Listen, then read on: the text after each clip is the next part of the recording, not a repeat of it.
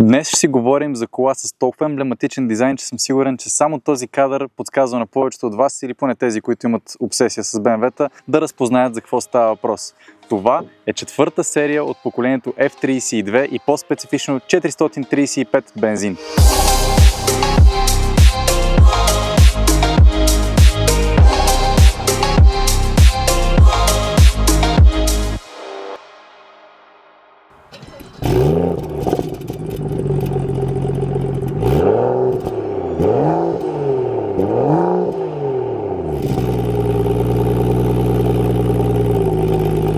Здравейте и добре дошли в поредния епизод на Криво Бутало. Ако сте нови в канала, може да се абонирате, винаги ви показваме интересни коли по интересен начин. Както казах току-що, това е BMW четвърта серия от първото си поколение и по-точно версията с две врати купе. Четворката се предлага и като кабрио и като четиривратка. Всъщност как се разделят моделите на трета и четвърта серия, както казах, това е първото поколение, при което съществува четвърта серия. Винаги допреди това тройката просто е имала форма купе и кабрио, а сега си е отделен модел. 35 какво значи? Това означава, че върховното изпълнение преди M4, стига, разбира се, да не броим 440-ката, която идва при фейслифта, но това тук е с турбозареден шестак, но малко повече за това след малко. Днес ще покараме колата, ще видим как се представя и, разбира се, ще разгледаме отблизо.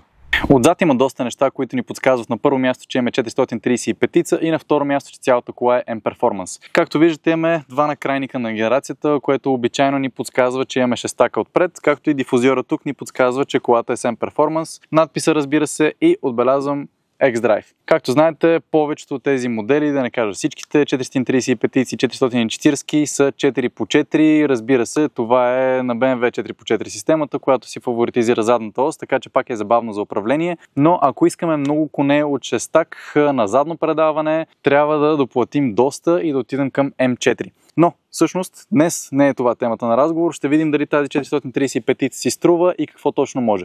Ако искате да си купувате кола втора ръка, задължително трябва да се запознаете с нейното минало преди да стане ваша финансова отговорност. Затова може да използвате спонсора на днешното видео Car Vertical. Това е платформата, която ви позволява да се запознаете с миналото на която и да е кола, използвайки само номера на рамата, а сега може да го направите и с 20% отстъпка от услугата, използвайки нашия промокод Криво. Това тук е един примерен доклад за Volkswagen Golf. Каква информация ни дава Car Vertical? Ами в общи линии абсолютно всичко, което ни интересува.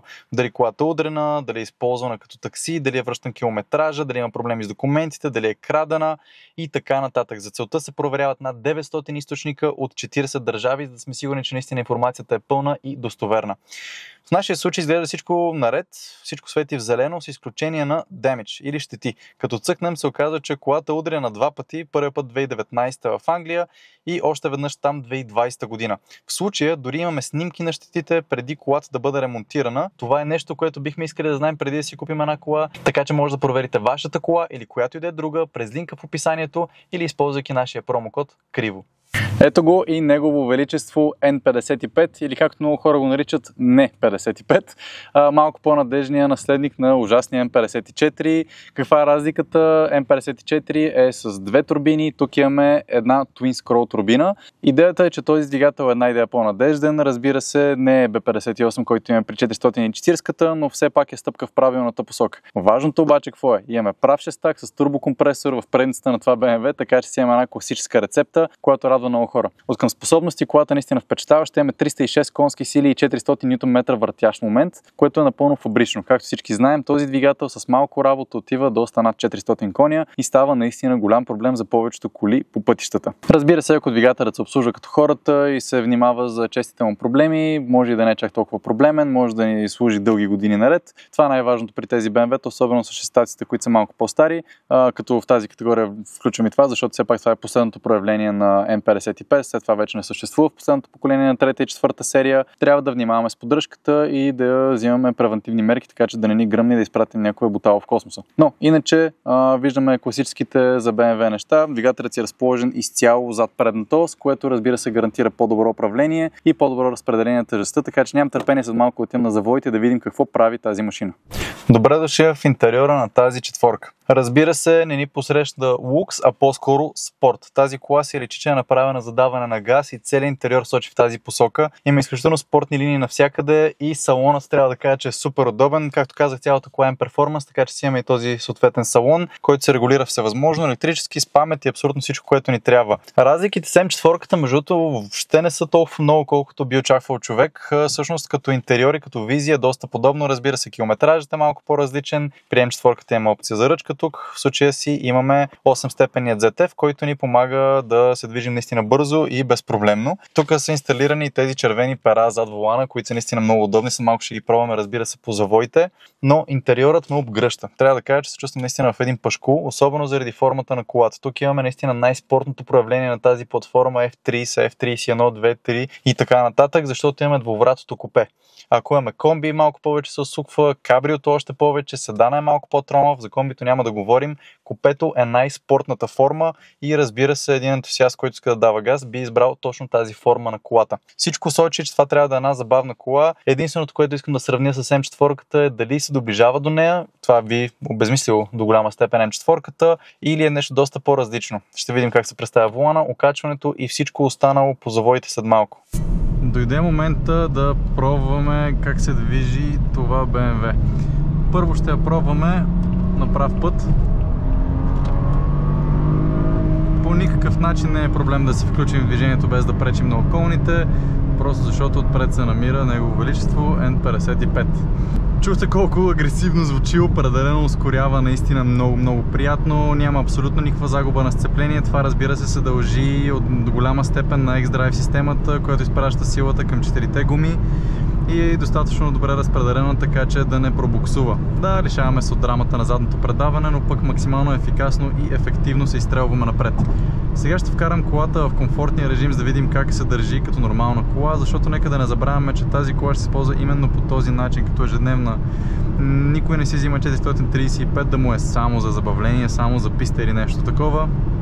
Идеята на тази модификация е именно да бъде ежедневния автомобил, който да ни забавлява и да ни слага голяма усмивка на лицето. Така че трябва да видим как се държи тук. Честно казано, трябва да кажа, че съм доста доволен. Доста е тихичко вътре, има малко шум от гумите, но не е твърде много. Вятърът е доста окей, понеже купе формата е, както знаете, доста аеродинамична.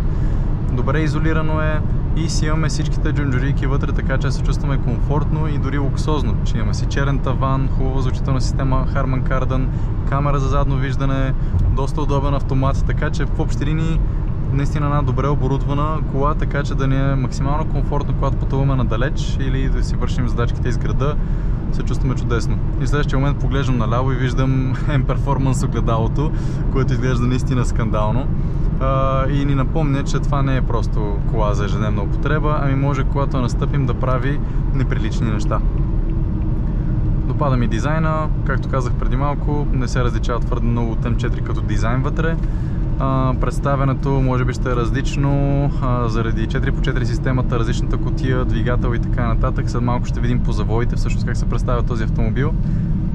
Но на този етап трябва да кажа, че ми харесва и си изпълнява функциите от към комфорт и лукс и удобство прекрасно. Да, поради купе формата ни е леко ограничена видимостта назад, въобще не е фатално, може да е много по-зле.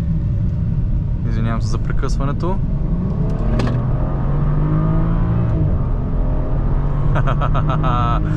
О, да, не спира да ускорява, наистина много ми харесва.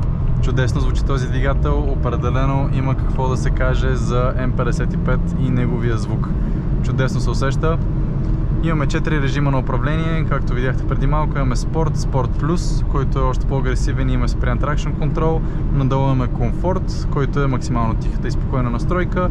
И разбира се имаме и Eco Pro, който е режим забранен за такива двигатели, който ни позволява да снижим максимално разхода. Сега няма да стане икономична кола, както да го гледаме, но например пуска старт-стоп системата, превключва една идея по-рано и ни урязва част от силата и рязката реакция на кутията на двигателя при настъпване на газта, за да може да гарантира, че разходът ще е максимално ограничен. Той пак ще си е висок, защото все пак си имаме М55, но това по никакъв начин не означава, че е ламя, която не може да изхранваме. Можем и ако наистина искаме да сме пестеливи, можем да пуснем този режим.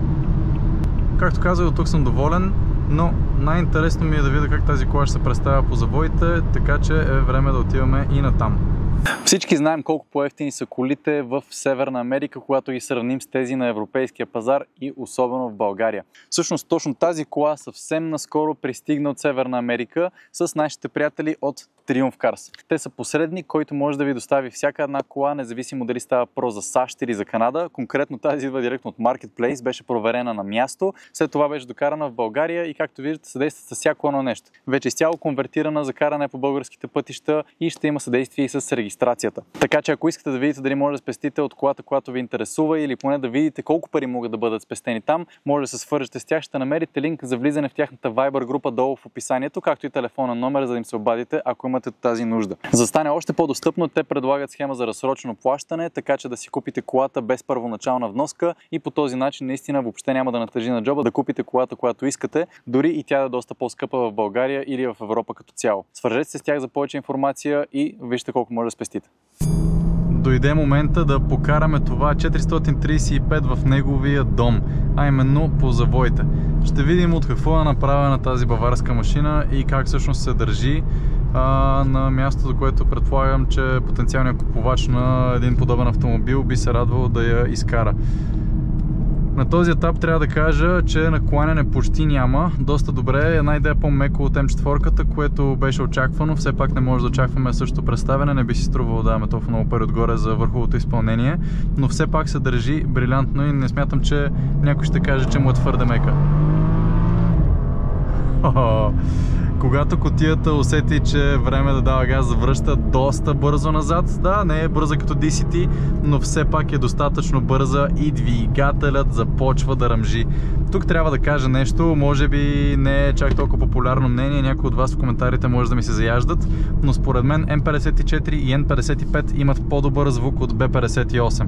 Знаете колко много обичам Б58, колко е надежден, колко е мощен, колко много потенциал има в него, но честно казано смятам, че тези двигатели имат едно по-класическо BMW звучене, доста по-близко до шестаците на BMW от началото на века, че и от 90-те, и не е толкова приглушен от модерните OPF филтри, които са по генерацията, и разбира се от изискванията за емисии, които нападат по-модерните двигатели, включително B58.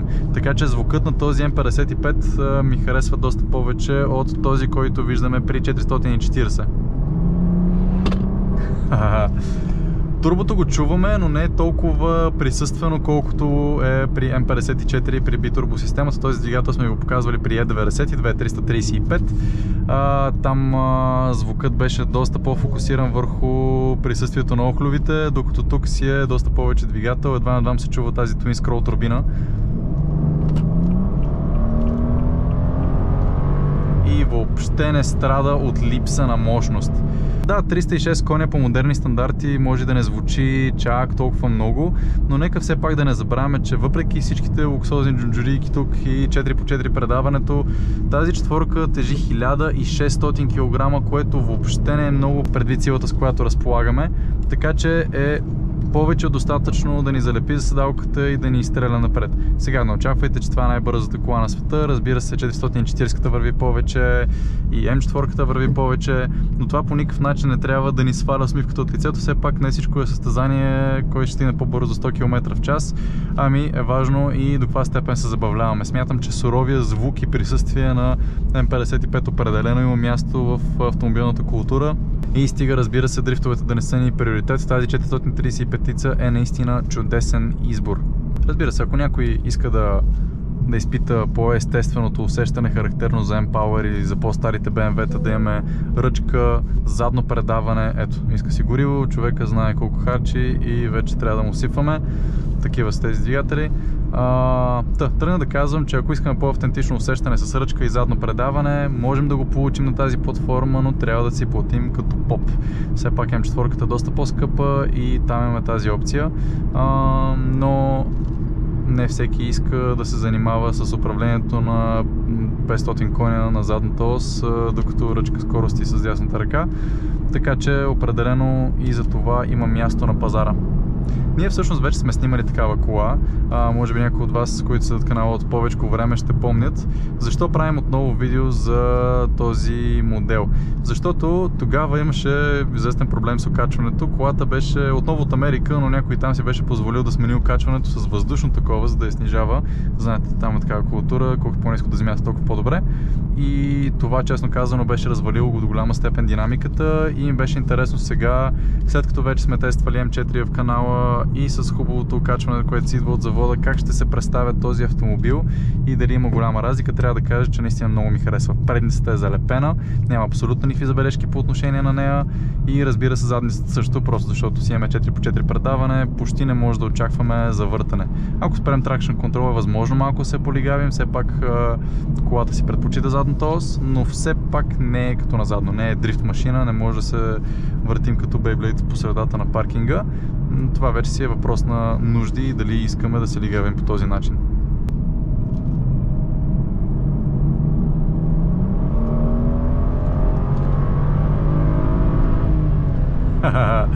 Да, честно казано ми харесва. Увереността, която получаваме от X-Drive системата, определено си проличава. Не смятам, че човек може толкова бързо да се почувства комфортно в кола, която е на задно предаване, просто защото тя е малко по-специфична за управление, докато тук има повече право на грешки. И ако не сме свикнали с поведението на M-Power, може би това е по-безопасният избор. Все пак може да държи огромна скорост в завоите без абсолютно никакъв проблем, справя се чудесно с пътната обстановка, имаме сцепление, много съм далеч от това да видя докъде точно стига, така че е напълно способна машина, дори и за писта, честно казано. Да, не е пригодена за това нещо, нямаме достатъчно добри спирачки, които да издържат много обиколки подред, нямаме керамични спирачки и трябва да се улекоти още малко, ако искаме наистина да стане истински пистов автомобил, но въпреки това е чудесна платформа, както казахме вече. Купето на четвърта серия е прекрасен модел, който може да използваме за по-агресивно шофиране, независимо дали става просто за писта или за завой като тези. Честно казано, на мен ми допада. По-особена е аудиторията на хора, които биха си купили този автомобил, защото мнозина си мисли, че това е компромисен вариант под М4. Не смятам, че е така. Смятам, че са доста различни коли с различна функция, въпреки че и двете са четворки с ръдови и шестак отпред.